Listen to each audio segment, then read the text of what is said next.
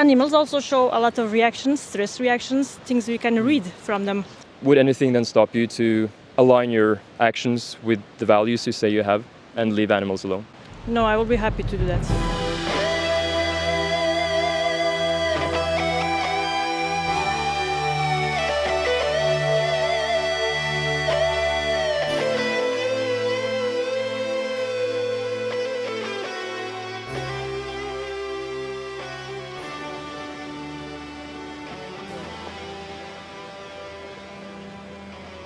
Want to have a conversation? You'll see. So I'm just going to start by asking you some questions, some short questions, and then, yeah. Okay, cool. Sporty. Okay, so yeah, come a bit closer so you stand in the frame. Okay, perfect. What's your name? Okay, nice to meet you. So today I have a social experiment going on. So I'm just going to ask you a few questions. So how important is consent to you? It's very important for me. Why? Because it's like, everyone has to consent to something they want to be a part of. Yeah, and why? Because there is something that makes that logical conclusion, right? Mm-hmm. Yeah, so I'm wondering what you think it is. Because if it's going to include me in something and I'm going to be a part of that, and it's going to affect me in some way, I have to consent to that. Yeah, makes sense, because it's your body, you have a subjective experience of the world, and someone else shouldn't exploit or use you or your body without you agreeing to it, right? So it's your life and people should respect that. Absolutely. So that's the fundamental reason, right? Yes, absolutely. Okay, so does it matter if the person looks different, if they're unconscious, if they can't verbally consent or something like that? You still need consent, or? If they look different, they are past, like not conscious, passed out. So it's like they are not able to consent at all. Yeah, exactly. So you still need consent. Yes. Yes, even though you can't verbally give it, Yes. right? Even if you're drugged, you still need consent. Definitely. Right. Yeah. So, okay, what if the majority of society thinks it's okay to, let's say, grab someone and bring them home? So does the fact that it's normalized in society, does that make it okay? No. I like that answer. Okay. So doesn't matter how you look like, doesn't matter if society has done it a lot. So it doesn't matter if the person really wants to, you still need consent, right? Yes, you do. Okay, so now I'm going to start asking you some harder questions.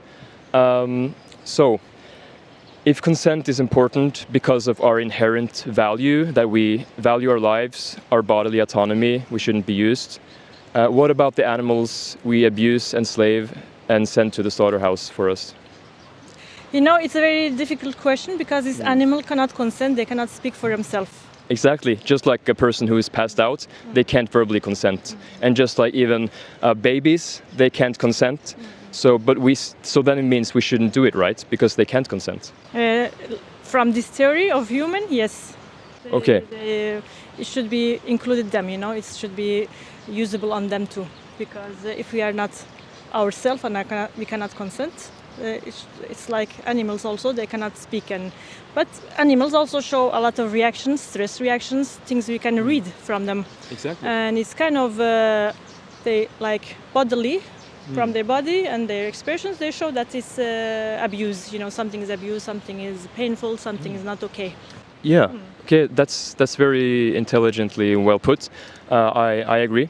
We don't have to speak the animal's language to realize and understand that they don't want to be exploited. They don't want to get killed. We can see on their body language, just like with, you know, a baby or a child who can't really speak. We can see that they don't want to be a part of it. They're forced into, you know, slaughterhouses and stuff. They don't go there willingly. They fight for their life until the last breath, right? Definitely, you can see that they are not happy.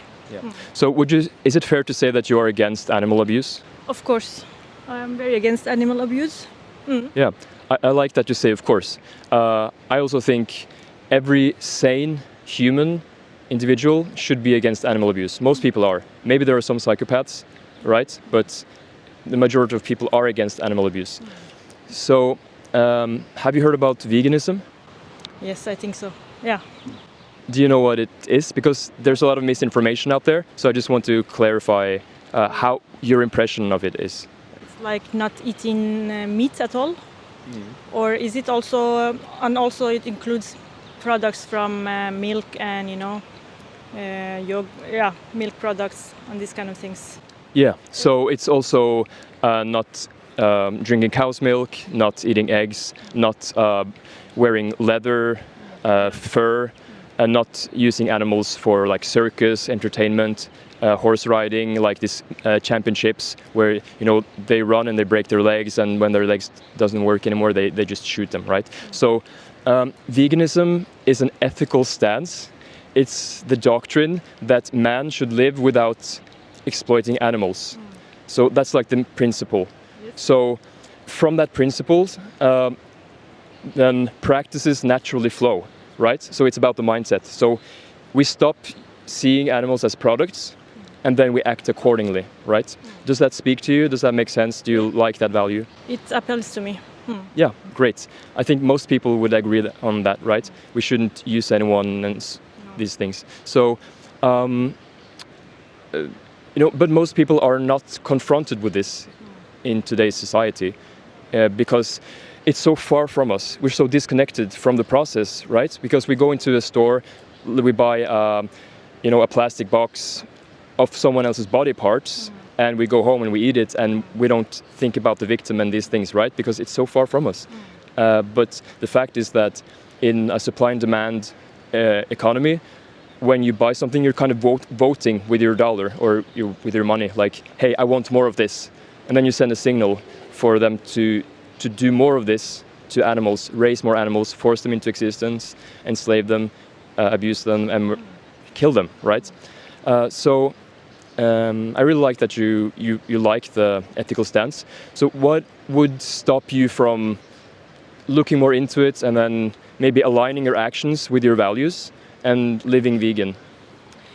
It will be that my nutrition, my food source have enough like this kind of vitamins, iron, proteins, and it's in an efficient way that don't destroy the nature. So it will be beneficial for me to eat less, eat less meat. But also the thing is that the suffering you speak about for animals, it's also the same with the war, crimes, it's poverty, child abuse, child labor, everything that we cannot see. It also exists in the world. Yeah, I agree. So we should be more aware of our choices, and our choices have consequences, and we should think more about it. We should try to work towards a more ethical society, right? We should always try to improve and these things. And I think, for example, today you are not directly supporting war, I guess. No. Exactly. Just like most people here, they are not supporting war. They're not participating in it. But most people in today's society are participating in the enslavement, abuse, and killing of animals, right? And we have the human privilege to, we have a choice. So we can choose to participate it or not, right? So which choice do you think is better? Not to participate. Yeah. So you said that the health or nutrition thing is probably what is stopping you right now to maybe go vegan? Yes. What if I told you or gave you information and you found out that it's easy or it's not hard and you can do it and be perfectly healthy and all these things? Let's just say that this is the case. You don't have to agree on it now because you haven't done the research. But let's just say that you found out that, it's actually not a big deal. Then would anything then stop you to align your actions with the values you say you have and leave animals alone? No, I will be happy to do that. Okay, great. I already try to eat less, not so much meat. Yeah, great. Okay, so I really applaud you for, reducing and not participating so much in it. But okay, here's going to be maybe a bit tough questions, and I'm not judging you. I'm just giving you a little push, just to think about it, okay? Yeah. And I think you are intellectual and open about it. So, so would you say that how humans treat animals is a form of injustice? Just like slavery with black people was, just like women's rights, it's a kind of injustice. Would you agree? Of course, each time I eat meat, I don't like it because I feel some animal, some living creature had to suffer for it. Yeah, right. It's a body part of someone else who wanted to live, right? So would you have the same stance in other injustices? For example, like, oh, I'm going to reduce a bit. For example, let's say someone is racist and they said, oh, I'm going to reduce my racism a bit. I'm going to beat up less people, less black people. I'm going to beat my wife a bit less. Would you agree to that, or would you say, no, we should just stop because it's wrong? Yeah. The second. Yeah, right. So, yeah, it seems like you are on board with the values, which I think most people are. But then it's just about, following through in practice. And that's basically what veganism is. You just practice what morals people usually have these values. And it's right? like ingrown practice, you have been taught since you were a child to eat meat, so it's like a part of the culture, the part of a celebration, celebrating something, a part of family gatherings. So it's like it's a way of practice, way of practice. So it's like in the culture and a part of you. So it's not always easy to say from today I will not eat anything, because it's a high consumption meat society. So yeah. Yeah, that's a very good point. The culture and the society doesn't make it easier to avoid it. Exactly. They actually make it much harder because they're pushing this propaganda that we need meat for protein, we need another species, milk, like cows, for calcium and these things. And yeah, you can get them from those sources, but you don't have to. We can live and thrive on plants with B12 supplements. Before you go, I want to ask you for your email, and then I will just send you a document so you can see some sources for learning more about it and look into it and make an informed decision. So it's really good points that you bring up, that we're grown into this society, this state of what's normal, that we see animal abuse everywhere, kind of like animal products, and it's ingrained in us. Have you heard about speciesism? No. Okay. So speciesism, it's not so many people have heard about it. It's a form of discrimination. It's one of the first forms of discrimination we learn as humans, like when we're young. So, species, like different species of animals. So speciesism is kind of like racism, but towards different species. Yeah. So we say that, oh, dogs and cats, let's protect them, and if someone kicks them, oh, we're going to jail that person. We've got even death threats, But pigs, cows, chicken, sheep, these animals, fuck them. Let's just abuse them and use them, right? So this is a form of discrimination between species, right? And it's not good because also it's speciesism. You say it's also cultural. Exactly. Because they eat these kind of animals in other part of the world. Also, some part of the world they don't eat cow at all. It's holy for them. So it's it's how the culture forms you, to think and believe it's normal and it's okay. Yeah, exactly. So, and I think this is an important point, is that just because something is cultural doesn't mean that it's ethical, right? All right. Because most people in Norway, they would probably say, oh, eating dogs, it's horrible, it's cruel. But in China, some parts of China, for example, and other countries, they eat dogs, right? So for them, it's culture. For them, it's normalized. But but in Norway, we eat cows and all these other animals. But what is really an ethical, significant difference between these species, these animals?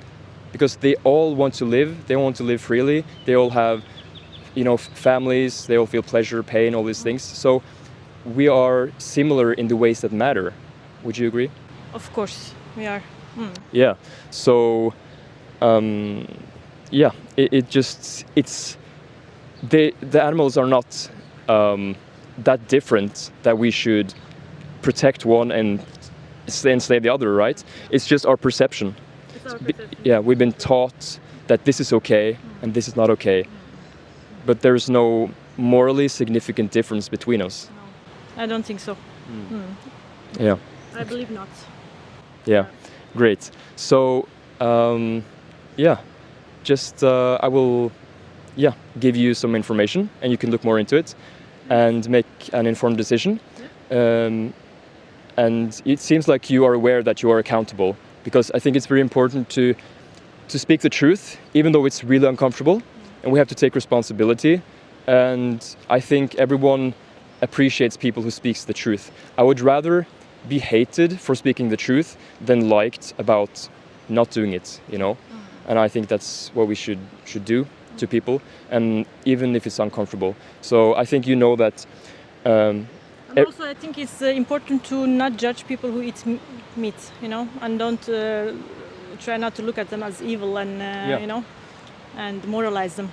Yeah, I think because if I look at myself, 4.5 years ago, it's about 4.5 years ago since I went vegan, and so for 27 years, I never thought about this. I was never confronted with this thing, right? I never had someone tell me, look, this is happening because of you, because of your choices, and you don't have to, right?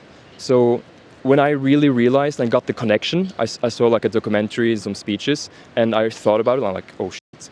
So I felt like my values was already there, but I never thought about it. But then my actions did the complete opposite. So I felt like a huge hypocrite, right? So I aligned my actions with my values, and it was tough to see these things, but it was also kind of liberating to know that, oh, I have a choice. I can stop participating in this. And the day after, I was like, okay, I'm going to be vegan. I have no idea how, but I know why. So when you know the why, then the how becomes easier, because you'll figure it out, because you're motivated to do the right thing. That's very good. That's good, very nice, good news to hear. Yeah, thank you. And because I like what you said, that we shouldn't, you know, call people who eat meat horrible people, because, well, you can say that, but then I was a very horrible person before I went vegan, right? But I just I never thought about it, right? So I think with the right information and perspective, then we can make better choices. But I think the more someone knows it, what's happening, and that it's unnecessary, I think the bigger moral responsibility they have, right? For example, if someone was here that never saw or heard anything about this, I wouldn't hold them as responsible as someone who knew exactly what happened, but they still didn't care and they still did it, right? So with more information, we become more kind of obligate to make the better choice, I think. I think so also. The way for, like, when you have the information, the right information, you can also have an option to, you know, to choose. Exactly. Then becomes a choice. And then why choose the cruel choice? So, yeah, I think you are on board with the ethical principle, and you look more into it. And I'm sure that you will choose the right side of history going forward, even if people around you doesn't, right? Because now you will think more about it, you will look more into it, and just like every vegan I've talked to, the only thing they regret is not being vegan sooner. You know, and I feel the same way. Okay. But you just have to get enough information perspective to get there. So I really appreciate this conversation.